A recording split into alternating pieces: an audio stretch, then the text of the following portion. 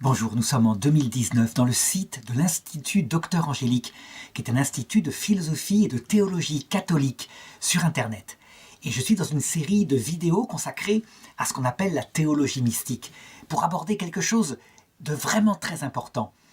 Une petite voix donnée par Sainte Thérèse de l'Enfant Jésus. Sainte Thérèse de l'Enfant Jésus dont j'ai mis derrière moi la photo. Et qui est cette petite Sainte Vierge qui a bouleversé le christianisme à la fin du XIXe siècle. Elle est morte en 1897 et qui, on peut dire, a véritablement renouvelé les choses. Elle a donc enseigné une petite voix en insistant énormément pour que chacun la connaisse, que chacun puisse la pratiquer.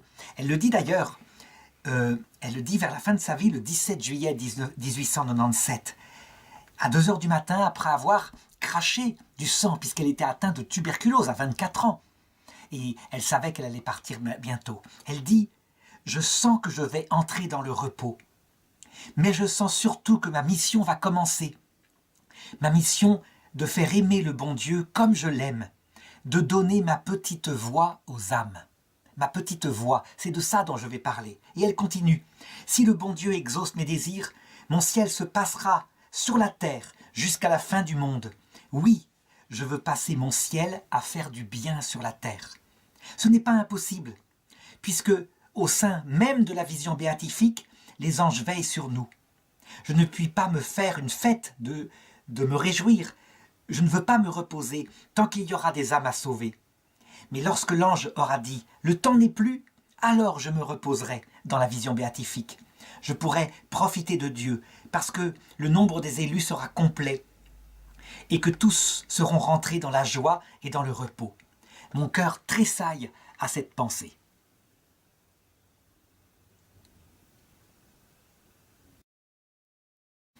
Donc on le voit, il est très important de comprendre ce qui est son testament, ce qu'elle a laissé pour toutes les âmes et qui, je crois, est adapté à tous les chrétiens, quel que soit, je dirais, leur âge, quel que soit leur âge spirituel. Je voudrais ajouter quelque chose d'important pour montrer l'importance de cette petite voix. Dans l'Ancien Testament, dans le livre de la Genèse, lorsque Jacob, que Dieu rebaptisa Israël, qui eut 12 fils, les fils d'Israël, donc l'image du peuple saint à travers le peuple d'Israël, donc l'image de l'Église plus tard. Eh bien, alors que Jacob s'approchait de la terre et d'un endroit où il devrait affronter son frère, il eut un rêve bouleversant, une sorte de songe, et il se réveilla traumatisé en se disant « Il faut que j'ôte mes sandales, manifestement cette terre n'est pas une terre normale, c'est une terre sainte. » Il vit en rêve une échelle dont les pieds étaient plantés sur terre et dont la tête arrivait dans le ciel. Et voilà, c'est tout. Il y avait des anges qui montaient et qui descendaient cette échelle. Et voilà, il se réveilla.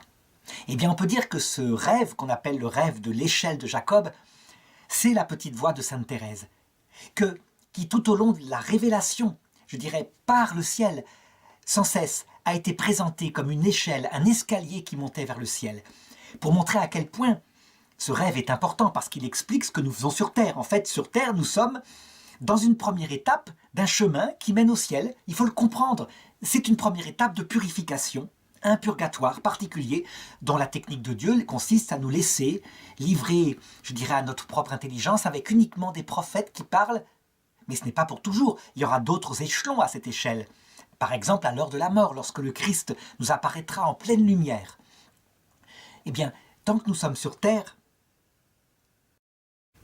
nous sommes en train de monter cette échelle qui nous mène vers quoi? Vers la vision béatifique. Ce que dit la petite Thérèse, voir Dieu face à face. Mais pas le voir comme ça, comme des solitaires. Dieu, il a créé une famille. Nous le verrons avec ceux que nous aimons. Il y aura les anges, il y aura les saints, il y aura nos frères et sœurs qui seront avec nous. Et je dirais ceux qui refuseront, parce qu'ils refuseront les conditions pour voir Dieu, qui sont des conditions qui se résument principalement à ces 2 vertus. D'abord de l'aimer, évidemment, comme elle le dit, et deuxièmement, être toute petite, l'humilité totale. Eh bien, ceux qui refuseront, évidemment, n'auront pas la vision béatifique, mais ce sera leur choix, librement. En attendant, eh bien, quand on comprend qu'on est dans une petite voie qui mène au ciel, il faut trouver la voie qui est le plus rapide, qui est le plus simple. C'est évident. Pour montrer à quel point ça touche toute la révélation. Saint Alphonse de Liguori, donc un autre saint, docteur de l'Église lui aussi, eh bien, il raconte dans ses œuvres, il raconte par rapport, dans un livre qui s'appelle « Les gloires de la Vierge Marie », qu'il vit, ou plutôt qu'un moine vit un jour, 2 échelles qui montaient au ciel. Et je voudrais en parler ici, afin de montrer ce que c'est que cette petite voie en comparaison, cette petite voie que donne Sainte Thérèse de l'Enfant Jésus à la fin du XIXe siècle. 2 échelles. Il y avait une échelle rouge, et des gens courageux s'en emparaient, et la montaient de toute leur force, avec leur énergie. Et cette échelle rouge avait des barreaux qui étaient aiguisés, et ils montaient sans sandales, et leurs pieds se tranchaient sur les barreaux de cette échelle aiguisée, et leurs mains aussi sur les montants, qui étaient eux-mêmes pleins de piquants. Et très souvent, ils montaient vers le ciel, évidemment, mais ils tombaient par terre. Ils tombaient par terre, ils n'y arrivaient pas. Et là, ils se ramassaient honteux, contrits, et les anges venaient à leur aide. Eh bien, saint Alphonse de Liguori dit que ce moine vit que cette échelle rouge, c'était l'échelle de Jésus. Ça veut dire un chemin préparé par Jésus, notre Père, Dieu fait homme. Un chemin, évidemment, qui implique certaines épreuves, afin que notre cœur devienne capable de la vie éternelle. Donc non seulement qu'il l'aime, mais surtout un cœur brisé, un cœur modeste. C'est une voie que, par exemple, les moines des premiers siècles prenaient. Ils se mettaient dans le désert, parfois tout seuls, pendant des semaines et des semaines, à prier, sans rien connaître de la vie monastique, avec la seule idée d'aller au ciel un jour. Évidemment, très vite, ils étaient assaillis par l'ennui, l'étourdissement de l'imaginaire qui partait dans tous les sens, et puis ils tombaient. Et quelquefois, ils se retrouvaient en ville, autant ils avaient eu un zèle pour servir Dieu, autant ils tournaient vers des prostituées pour faire n'importe quoi. Donc, une voie très dure, très difficile, avec des chutes, mais qui aboutit au résultat suivant. À la fin de cette vie, eh bien, par cette voie-là, qui est une voie de crucifié, on peut le dire, l'homme sort sans illusion sur lui-même. Il sait qu'il est comme les autres. Il est un pauvre homme, s'il a regardé un petit peu ses chutes. Il a appris, mais je dirais, par une voie qui n'est pas très plaisante. Et puis il y avait une deuxième échelle, une échelle blanche. Cette échelle montait au ciel et il voyait des hommes qui s'y précipitaient et ils ne se coupaient pas les mains ni les pieds. Ils étaient aidés par des anges qui venaient les secourir et ils montaient souvent, très paisiblement, sans tomber une seule fois, et ils arrivaient au ciel. Et saint Alphonse de Liguori dit, cette échelle-là, c'était l'échelle de Marie. Alors attention, loin de lui de dire qu'il y a opposition entre l'échelle de Jésus et l'échelle de Marie. Non, c'est simplement pour dire que ceux qui veulent une voie de justice obtiennent ce qu'ils veulent par notre Père. Et ceux qui veulent une voie de douceur maternelle par Marie obtiennent ce qu'ils veulent, une voie de miséricorde. Les 2 voies mènent au même chemin, à savoir la vie éternelle. Par quels moyens la Vierge Marie façonne-t-elle en nous un cœur pauvre, puisque personne ne peut voir Dieu sans mourir à soi-même, sans être tout humble? Eh bien, par des épreuves plus intérieures, des épreuves au quotidien, quelquefois par la simple compassion qu'on peut avoir par rapport à ceux qui souffrent. Quand on est dans la compassion et que vraiment on souffre avec ceux qui souffrent, c'est comme si on souffrait. C'est ce qu'a vécu la Vierge Marie à la croix, en voyant son fils crucifié. Et donc, notre cœur en ressort pareil, sans illusion sur soi. Mais le chemin, on le voit, est beaucoup plus facile. Eh bien, au fur et à mesure que les siècles passent, Jésus, manifestement, veut faire découvrir le chemin de la Vierge Marie. D'ailleurs, elle le dit elle-même dans ses apparitions qu'ont commencé justement au XIXe siècle. « Mon fils veut faire honorer mon cœur immaculé. Mon fils veut faire connaître mon cœur immaculé. » Donc, le chemin qui mène au ciel par cette voie-là, cette voie de petitesse et cette voie maternelle, on peut le dire. Alors, maintenant, du coup, quelle est cette petite voie que donne la petite Sainte Vierge? Je dirais celle que nous a donnée la Vierge Marie, qu'elle a mis en avant au XIXe siècle, dans un siècle terrible où le christianisme en France, par exemple, était très souvent très politisé, je dirais très dur dans sa façon de regarder les choses, assez janséniste, donc lié à la vertu. Eh bien, c'est une voie spéciale parce que c'est même pas une échelle, c'est un ascenseur. Et donc je vais lire le texte où elle l'a décrit très simplement. Il faut, je dirais presque être attentif à tout parce que chaque mot est important. Ça se trouve dans son livre qui s'appelle L'histoire d'une âme, le livre qu'elle écrivit lorsqu'elle était très malade, parce que sa mère supérieure, qui était aussi sa sœur, lui demanda pour s'occuper d'écrire des choses pieuses qui lui passeraient par la tête, et que ça serait transmis après aux religieuses. Alors elle écrit, et elle dit « Vous le savez, ma mère », donc elle parle à Mère Agnès de Jésus, « J'ai toujours désiré être une sainte. Mais hélas, j'ai toujours constaté, lorsque je me suis comparé aux saints, qu'il y a entre eux et moi la même différence qui existe entre une montagne dont le sommet se perd dans les cieux et le grain de sable obscur foulé sous les pieds des passants. Au lieu de me décourager, je me suis dit, le bon Dieu ne saurait inspirer des désirs irréalisables. Je puis donc, malgré ma petitesse, aspirer à la sainteté. Me grandir, c'est impossible. Je dois me supporter tel que je suis, avec toutes mes imperfections, mais je veux chercher le moyen d'aller au ciel par une petite voie, bien droite, bien courte, une petite voie toute nouvelle. Alors d'abord, avant d'aller plus loin, je voudrais simplement faire remarquer ceci. Ce que dit la petite Thérèse ici, eh bien, quelqu'un comme Martin Luther, au XVIe siècle, ce moine augustin allemand, aurait pu écrire exactement la même chose. Il aurait pu dire « J'ai toujours désiré la sainteté, je suis devenu moine pour cela, et je me suis rendu compte que j'étais un pauvre pécheur. Je ne cessais pas de pécher. Je me suis rendu compte que ce péché m'accablait. Je me suis rendu compte au fur et à mesure que si je venais à mourir comme ça, brutalement, je n'irais pas au ciel, j'irais en enfer, parce que je mourrais pécheur. Et je me suis dit qu'il y avait là quelque chose qui me rendait fou de culpabilité et d'angoisse. Et j'ai donc cherché dans l'Écriture, une voie qui me permettrait de me délivrer de ces angoisses pour comprendre un petit peu le chemin qui mène au ciel, le comprendre avec Jésus-Christ.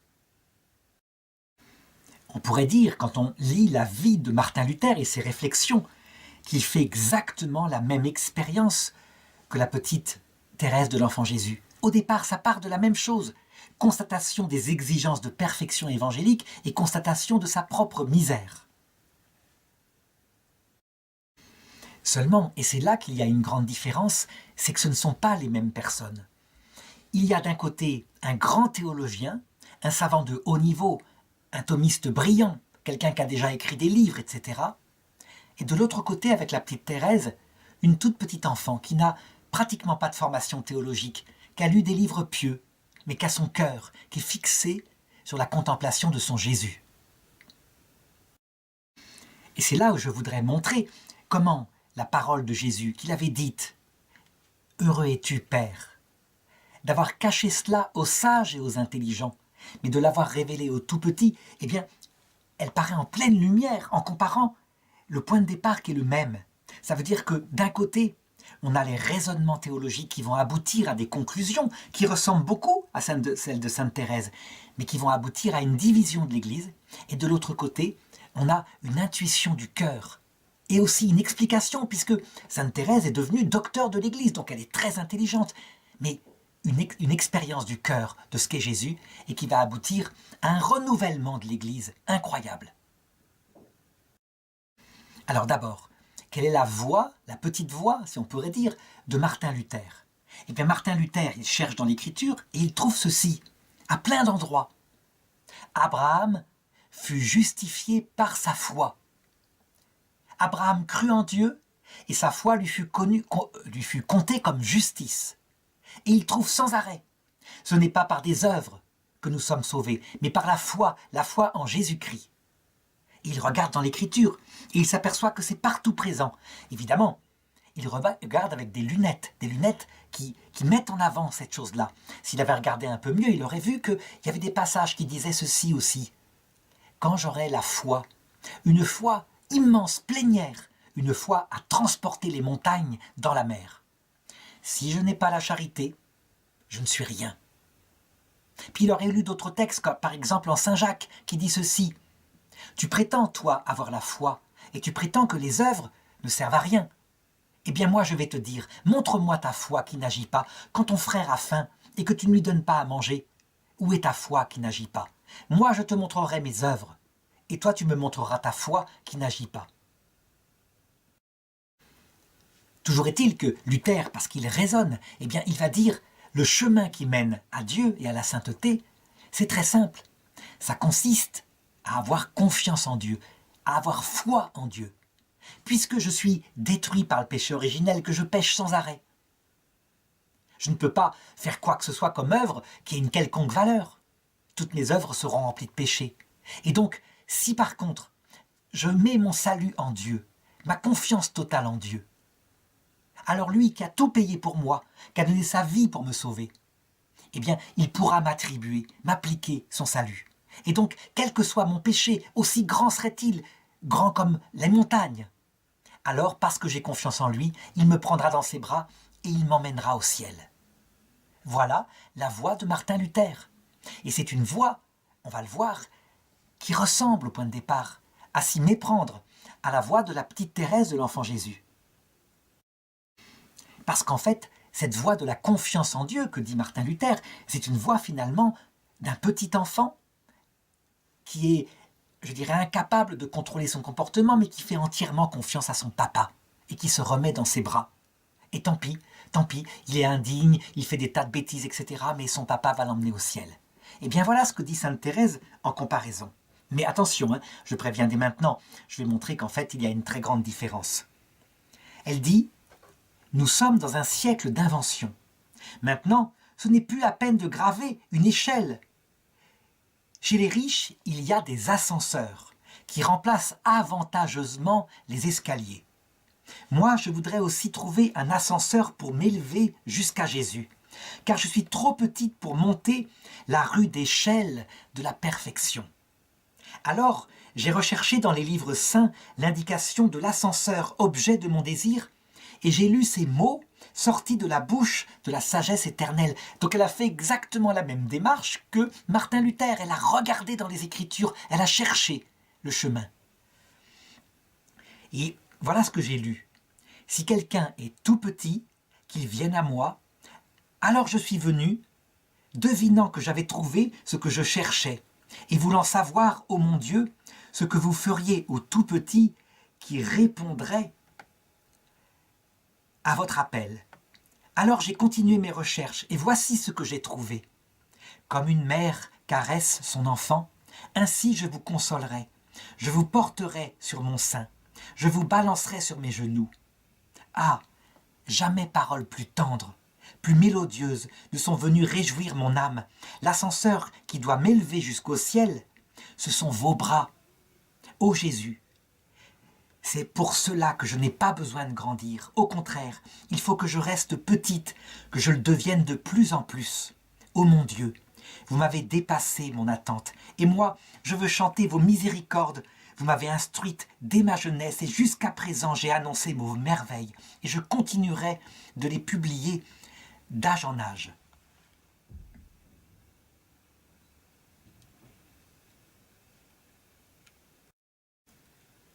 Honnêtement, après avoir lu cela, parce que ça résume toute la voix de la petite Thérèse, on se dit, mais c'est exactement pareil que ce que dit Martin Luther, exactement pareil. En réalité, c'est pas du tout pareil, et je vais l'expliquer maintenant. Martin Luther, donc l'intellectuel, suivi ensuite par Jean Calvin, un intellectuel encore plus rigoureux, thomiste, dans le sens le plus scientifique du terme, eh bien, il va en tirer les conséquences intellectuelles, un peu comme on est vide rationnellement, je dirais une bobine de fil. Il va dire ceci: si c'est la foi qui sauve, la foi seule, alors dans ce cas-là, il faut le reconnaître. Tout le reste, eh bien, ça ne sert à rien. Bien sûr, parce que j'ai la foi, je vais travailler pour le Seigneur, je vais faire des œuvres, je vais aimer mon prochain, je vais aimer Dieu, mais c'est parce que j'ai confiance en Dieu, c'est parce que j'ai confiance en Dieu que je suis sauvé. Et quand bien même je ne ferai pas ces œuvres-là, cette confiance en Dieu est la preuve que je serai sauvé. Ce qui veut dire pour Martin Luther que le plus misérable, parce qu'il a la foi, est sûr d'être sauvé. Seulement, Jean Calvin, lui, va tirer les conséquences encore plus loin en disant « Oui, mais analysons les choses. La foi est un don de Dieu, ça c'est certain. On ne peut pas obtenir par soi-même la foi, il faut que Dieu nous la donne par une expérience mystique. Donc, s'il nous la donne, c'est qu'il nous veut sauver. Mais en conséquence, s'il ne la donne pas à certains, c'est qu'il les veut perdus. Et Jean Calvin tirera tous les écheveaux, tous les fils de cet écheveau, en disant « Ma nature humaine est complètement détruite par le péché originel, donc les œuvres, je ne peux pas en faire. Et donc, le salut ne peut être que appliqué. Si je fais de Jésus-Christ mon sauveur, c'est la seule chose qui m'est demandée, eh bien, quel que soit ce que je fais dans la vie, je suis sûr d'être sauvé. Et tous les autres, malgré leurs bonnes œuvres, quand ils sont païens, quand ils sont musulmans, quand ils sont athées, sont voués à la damnation. Parce que leurs œuvres ne valent rien devant Dieu, n'ont aucune valeur, puisque ça n'a de valeur que par les mérites de Jésus-Christ, et donc par le fait que je les applique par ma confiance. En réalité, on se rend compte que ces intellectuels, eh bien, je ne sais pas, c'est comme si on disait qu'ils avaient tiré des écheveaux de folie, qui aboutissent à des conclusions, mais qui ne correspondent pas à ce qu'a montré Jésus à la croix. Quand Jésus vient à la croix, et il vient pour donner sa vie pour tous les hommes. On voit même des choses extraordinaires. On voit par exemple qu'à un moment donné, il dit des choses qui semblent s'opposer à ces conclusions-là. Quand il est le juge, il présente à un moment donné le jugement dernier, et que des gens s'avancent vers lui, il les met à sa droite, et il leur dit « Venez, bénis de mon Père, parce que j'étais en prison et vous m'avez visité. J'avais faim et vous m'avez donné à manger. » Et eux lui répondent « Mais Seigneur, quand est-ce qu'il nous est arrivé de te donner à manger, de te voir en prison ?» Sous-entendu, on ne te connaissait même pas. Il parle à des gens venant de toutes les religions. Et Jésus leur répond « En vérité, je vous le dis, quand vous l'avez fait aux plus petits qui sont miens, c'est à moi que vous l'avez fait. » Et à côté de ça, eh bien, il met à sa gauche des gens. Et il leur dit « Allez-vous-en, vous qui faites le mal. » Et ces gens répondent « Mais Seigneur, nous avons prophétisé en ton nom. Nous avons fait des miracles en ton nom. » Et je leur répondrai en ce jour-là « Je ne vous connais pas, vous qui commettez l'iniquité. » Donc il y a bien un rapport avec des œuvres, quelque part. Et d'autre part, le fait d'avoir la foi, puisqu'on fait des miracles au nom de Jésus, c'est bien qu'on a la foi. Manifestement, ça n'a pas l'air de sauver tant que ça, en tout cas pour ces gens-là. Eh bien, comparons avec la voix de la petite Thérèse. La voix de la petite Thérèse qui met tout en place simplement, je dirais, de manière enfantine. Elle dit ceci, c'est certain, je ne mérite rien devant le Seigneur. Elle le dit à un moment donné, même si j'avais été élevée par des parents qui n'auraient pas été les miens, je serais peut-être devenue une prostituée. Elle le dit, elle va jusqu'à dire cela. J'ai eu une chance extraordinaire, donc je dois tout à Jésus-Christ. Elle lui remet tout entre les mains. Mais je me mets dans ses bras, il me prend dans ses bras, il sera mon ascenseur. Et elle le dit, je suis incapable de rien, mais elle ne s'arrête pas là. Elle dit aussi, et c'est ce que dirait n'importe quel enfant comme ça, incapable de marcher, qui est dans les bras de son papa. Mais moi, je vais faire tout ce que je peux comme petits efforts, quand même, parce que je l'aime. Et donc, par exemple, avoir une position qui fait qu'il me porte facilement, et puis lui faire un bisou pour lui dire que je l'aime. Et puis, si j'ai des petits frères et des petites sœurs, eh bien leur indiquer qu'il faut qu'ils viennent aussi dans les bras, et donc leur donner ma petite voix, etc. Ça veut dire que, sans illusion sur elle, sachant qu'elle n'est rien, elle agit en conséquence, elle agit pour aimer Dieu, et elle agit pour aimer le prochain. En fait, la voix de la petite Thérèse, fondée effectivement sur la confiance, c'est une voix de la charité, pas une voix de la foi toute seule, de la confiance toute seule, c'est une voix de l'amour. Et l'amour, il produit des actes, et même quand on est un petit enfant dans les bras de son papa, il produit des actes alors qu'on est tout petit. Jésus d'ailleurs le disait, il le disait en disant « Il ne suffit pas de dire Seigneur, Seigneur pour entrer dans le royaume des cieux. » Ça c'est un petit peu l'attitude finalement de Martin Luther. « Seigneur, Seigneur, j'ai confiance en toi. » Non, disait Jésus, il faut faire la volonté de mon Père. C'est pas des œuvres au sens matériel, efficacité, etc. C'est une production de l'amour. L'amour, il est actif. L'amour, c'est pas un sentiment seulement. Oh, il y a des moments sentimentaux. L'amour, c'est l'acte d'amour. Donc, aimer Dieu en faisant sa volonté, voilà l'amour de Dieu. Et donc ça passe par la prière, les efforts sur soi et l'amour du prochain. Et aimer son prochain, eh bien c'est du concret. C'est là où ils sont, notre prochain, de les aider concrètement. Comme dit saint Jacques par exemple, eh bien celui qui a faim en le donnant à manger. On ne commence pas par lui parler en disant tu jeûnes encore et je vais te parler de Jésus-Christ. On lui donne d'abord concrètement à manger. On le voit, la grande différence entre Martin Luther, l'intellectuel, c'est que, ayant eu une intuition formidable, il l'exalte tellement qu'il la gonfle, et que les autres dimensions disparaissent. La petite Thérèse, avec son cœur simple, son cœur qui vit expérimentalement la relation à Jésus, découvre la même petite voix. Mais elle ne l'exalte pas, elle s'en sert comme la première marche de l'échelle, et elle sait qu'il y a d'autres barreaux, et c'est ce que je vais raconter maintenant. Elle ne s'arrête pas là. En fait, elle ne fait pas le choix de faire gonfler sa petite voix comme si elle était l'alpha et l'oméga. Elle dit simplement, c'est le premier barreau de l'échelle et elle vous mènera aux autres barreaux. Et je voudrais les décrire maintenant, on le voit à travers sa vie. En effet, on pense que la petite Thérèse, toute sa vie, elle a vécu comme une petite enfant dans les bras de Jésus. Oui, on a bien raison de le dire. Elle a toujours fait confiance à Jésus de cette façon-là. C'est le fondement de sa spiritualité et elle l'a prêché à ses petites novices puisqu'elle est devenue à un moment donné maîtresse des novices. Mais attention, ce fondement n'est pas le tout.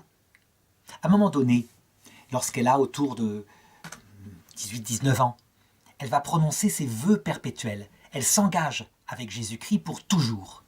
Et là, de quoi elle parle à un moment donné? Quand on regarde ses écrits, elle ne parle plus qu'elle est la petite enfant de Jésus. Elle se décrit en termes d'épouse de Jésus, épouse royale de son époux. Et elle fait même un acte de mariage. La différence énorme entre une enfant abandonnée dans les bras de son papa et une épouse, c'est que l'enfant, elle reçoit tout et elle fait des petits efforts, bien indignes, et ça doit rester toute notre vie, notre spiritualité. Mais l'épouse, eh bien, elle est dans une relation d'amour réciproque, presque d'égalité, de collaboration. Ça veut dire que c'est une adulte qui travaille à la volonté de son époux, qui ne pense qu'à lui plaire, mais qui le fait en prenant des initiatives. Ça veut dire que la charité de Sainte Thérèse de l'Enfant Jésus, à un moment donné, ne consiste pas à dire qu'elle est incapable de rien, mais à faire son possible, du mieux qu'elle le peut, véritablement. Et non seulement son possible dès cette terre avec ses petites novices, mais la certitude que dès qu'elle va arriver de l'autre côté, cette fois, parce qu'elle n'aura plus besoin de cette main pour se tenir et ne pas tomber, qu'elle aura les deux mains entièrement consacrées à son époux, alors elle pourra tout donner à ses enfants. Et porter ses petits-enfants qui sont sur terre, elle le dit au début, je l'ai lu tout à l'heure, les porter vers le chemin de la vie éternelle. Elle le promet, elle passera son temps à faire du bien sur la terre. Elle est donc non seulement épouse, mais elle est mère. Ça veut dire quoi? Collaboratrice de Dieu. On pourrait même dire co-rédemptrice avec son époux. Alors les protestants sauteront en l'air en disant « mais il n'y a qu'un seul rédempteur, c'est Jésus-Christ ». Oui, bien sûr qu'il n'y a qu'un seul rédempteur, mais celui qui s'abaisse par la voie de la petite enfance, eh bien, il l'élève. Il met en avant les bonnes œuvres que la personne a commises. Il les appelle des mérites. Il les tient comme des mérites. Et même pour ceux qui ne le connaissaient pas, quand ils voient des bonnes œuvres humaines, non fondées sur la grâce sanctifiante, mais simplement parce qu'ils ont agi droitement, un petit peu comme dans la chanson de Brassens, « Toi, l'étranger, qui sans façon, alors que j'avais faim, m'a donné un quignon de pain ». Eh bien, lorsque cet homme arrive et qu'il découvre Jésus-Christ de l'autre côté, il le met à sa droite et il dit « Cette œuvre-là, c'est à moi que tu l'as fait, mais je ne te connaissais pas. C'est à moi que tu l'as fait.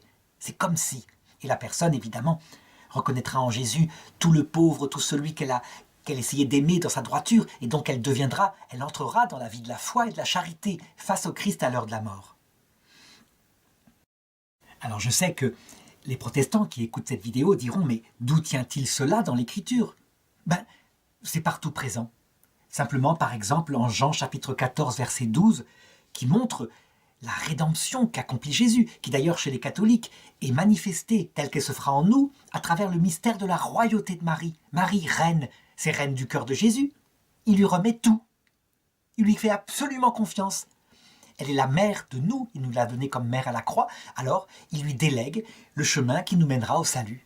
Et donc, il dit, en vérité, je vous le dis, celui qui croit en moi, donc la foi est bien importante, fera lui aussi les œuvres que je fais.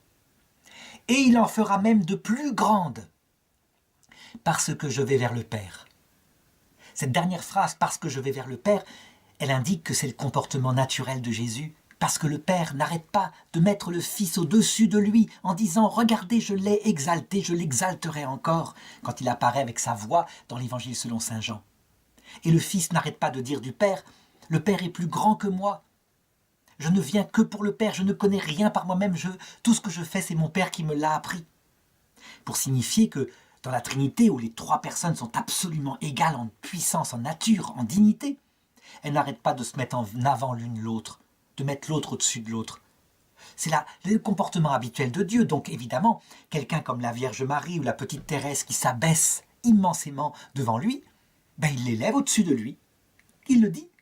Et d'ailleurs, c'est d'autres textes qui le disent. Par exemple, la grande prophétie d'Isaïe, « Je ferai de vous un royaume de prêtres ». De prêtres, ça veut dire de gens qui se sacrifient pour les autres et aussi de médiateurs entre Dieu et les autres. « Ah, mais le seul médiateur, c'est Jésus ». Manifestement, le seul médiateur, la première chose qu'il fait, lorsqu'il a accompli sa médiation, c'est de faire de nous des médiateurs. Voilà la gloire de Jésus. Et la voix de la petite Thérèse le manifeste. Et donc, fondée sur cette petite voix d'enfance, alors, sachant qu'elle n'est rien, elle peut se présenter à Jésus, toute petite comme son épouse, celle qui va faire du mieux pour le servir, pour faire sa volonté, celle qui, je dirais, est à égalité d'amour, d'amitié avec lui. Évidemment, si elle se présentait comme ça dès le départ, ça n'irait pas. Il faut d'abord qu'elle s'abaisse pour qu'elle puisse être élevée à cela. Donc la voix de la petite enfance est première. Mais elle ne s'arrête pas là, je viens de le montrer. Finalement, si on regarde les barreaux de cette échelle de Jacob, eh bien, le premier barreau, ou plutôt la terre sur laquelle l'échelle est posée, c'est quand on se fait serviteur de Dieu. Les serviteurs de Dieu, si quelqu'un se fait serviteur de Dieu comme les musulmans et qui le font vraiment en s'abaissant, ils ne sont certes pas encore sur l'échelle, mais ils y sont préparés. Et quand le Christ leur apparaîtra, alors le premier barreau, ils pourront y monter. Ils découvriront qu'ils sont enfants de Dieu, qu'il les aime tels qu'ils sont, avec, je dirais, les efforts qu'ils ont faits. Et ensuite, il les élèvera peu à peu à devenir amis. Et puis, l'épouse mystique, celle qui connaît le cœur de son époux, qui partage ses secrets, qui coopère. Et ensuite, la mère de ses enfants spirituels. Ça veut dire, la Vierge Marie, Jésus nous la donne à la croix, voici ton fils, il le dit aux disciples qu'il aimait. Elle est la mère qui nous mène vers la vie éternelle. Et bien au ciel, c'est ce qui nous arrivera. Donc on le voit d'échelon en échelon. Par ce petit barreau que donne la petite Thérèse, on peut monter jusqu'à ces mystères et les comprendre très simplement. Jusqu'à la fin de sa vie, la petite Thérèse ne cessera de parler à ses sœurs de sa petite voix qu'elle a donnée pour tous les chrétiens. Et elle le dira par des détails comme cela. Par exemple, à un moment donné, les sœurs lui demandent si elle veut bien, s'il lui plaît, une fois qu'elle sera de l'autre côté, si elle veut bien leur apparaître, leur donner une petite apparition pour leur dire où elle est. Ça leur fera vraiment plaisir, ça sera formidable. Ou au contraire, peut-être une belle mort où le Christ apparaîtrait, etc. Et elle répond ceci. J'ai demandé à la Sainte Vierge de ne plus être assoupie comme je suis maintenant et absorbée par toutes sortes de pensées. Je sentais bien que je vous faisais de la peine. Et ce soir, elle m'a exaucé. Ô mes petites sœurs, que je suis heureuse. Je vois que je vais bientôt mourir. J'en suis sûre maintenant. Par contre, ne vous étonnez pas si je ne vous apparais pas après ma mort. Et si vous ne voyez aucune chose extraordinaire comme signe de mon bonheur. Vous vous rappellerez, que c'est ma petite voix. Ma petite voix, c'est de ne rien désirer voir. Vous savez bien que j'ai dit tant de fois au bon Dieu, aux anges et aux saints, que mon désir n'est pas de les voir ici-bas. Il y a là à côté d'elle une petite sœur Geneviève, qui lui dit « Mais les anges vont venir vous chercher. Nous aimerions tellement les voir, demandez-leur. » Elle répond « Je ne crois pas que vous les voyez, mais ça ne les empêchera pas d'être là. Je voudrais pourtant bien avoir une belle mort pour vous faire plaisir. Une belle mort avec plein de lumière, des choses comme ça, ou des parfums de sainteté, comme ça arrive. Je l'ai demandé à la Sainte Vierge, je ne l'ai pas demandé au bon Dieu, parce que je veux le laisser faire comme il voudra. Demander à la Sainte Vierge, ce n'est pas la même chose. Elle sait bien ce qu'elle a à faire de mes petits désirs. S'il faut qu'elle les dise ou qu'elle ne les dise pas. Enfin, c'est à elle de voir pour ne pas forcer le bon Dieu à m'exaucer. pour le laisser faire toute sa volonté. Le soir, j'ai obtenu de pouvoir vous consoler un peu et d'être bien gentille, mais il ne faut pas s'attendre à me voir ainsi au moment de la mort. Je ne sais pas, tout de suite, la Sainte Vierge a peut-être fait cela d'elle-même. Sans le dire au bon Dieu, alors ça ne prouve rien pour plus tard. En réalité, la Sainte Vierge a dû l'écouter parce que voilà comment s'est produite sa mort. Elle était sur son lit et les sœurs étaient réunies autour d'elle et tout d'un coup, elle s'est mise à regarder un point précis au plafond et à s'illuminer d'un grand sourire, d'une grande joie. Et les sœurs ont dit tout de suite, elle voit Jésus, elle voit Jésus. Puis elle a poussé un grand soupir, et elle est morte ainsi. Donc il y a eu tout de même cette espèce de petite porte du ciel qui a été montrée, mais qui finalement se produit souvent pour les personnes qui n'attendent que ça, la venue de Jésus à l'heure de leur mort. Ce qui est sûr, c'est qu'elle a obtenu de Dieu qu'il n'y ait effectivement, après sa mort, que peu de grands signes. Par exemple, on sait que souvent l'Église, à bout de quelques années, puisque le petit livre de la petite Thérèse s'est mis à se répandre dans l'Église de manière extraordinaire, donc l'Église, à un moment donné, a voulu ouvrir son cercueil pour voir si son corps était intact, comme ça arrive souvent. Eh bien, son corps n'était pas intact. Ce qui n'est pas du tout étonnant pour la petite voix, la voix de tout le monde, la voix que prennent tous les hommes. C'est ce qu'elle voulait et c'est ce qu'elle a fait. Alors attention, bien souvent, elle a fait mentir cette idée qu'elle n'apparaîtrait pas beaucoup. Elle est apparue énormément de fois. La guerre 14 a été déclarée, donc quelque chose comme 17 ans après sa mort. Et là, on peut dire que les soldats qui avaient entendu parler d'elle l'ont vue, mais plein de fois. Plein de soldats l'ont vue au moment où le grand danger était là, qui les protégeait, qui leur apparaissait, etc. Je voudrais terminer cette petite vidéo par une réflexion que faisait la petite Thérèse juste avant de mourir, toujours dans le même texte. Elle dit « Je ne sais pas si j'irai au purgatoire. Ce qui est sûr, c'est que je ne m'en inquiète pas du tout. Mais si j'y vais, je ne regretterai pas de n'avoir rien fait pour l'éviter. Je ne me repentirai jamais d'avoir travaillé uniquement pour sauver des âmes. Que j'ai été heureuse de savoir que notre mère, Sainte Thérèse, pensait cela. Ma petite mère, vous êtes de nouveau prieur un jour. Si vous êtes de nouveau prieur un jour, ne vous inquiétez pas. Vous verrez que vous ne vous ferez plus les mêmes peines qu'autrefois. Vous serez au-dessus de tout. » Ça veut dire qu'elle ne pense qu'aux autres. Elle pense même à sa petite sœur qui n'est plus... En fait, je me suis trompé, elle n'avait plus été élue prieure à cette époque-là.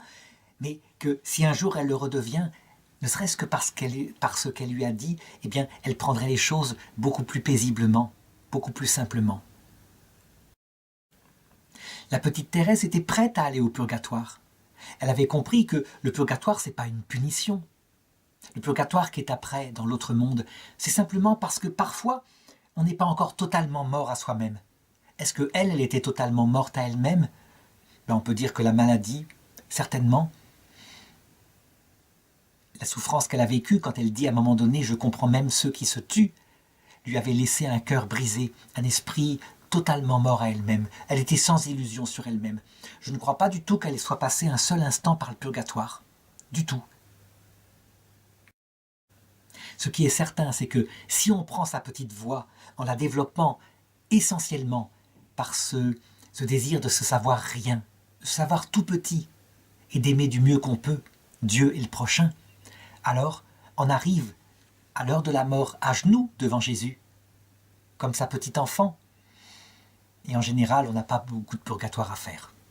On sait déjà qu'on ne doit son salut qu'à ses bras puissants qui nous portent dans l'ascenseur vers la vision béatifique.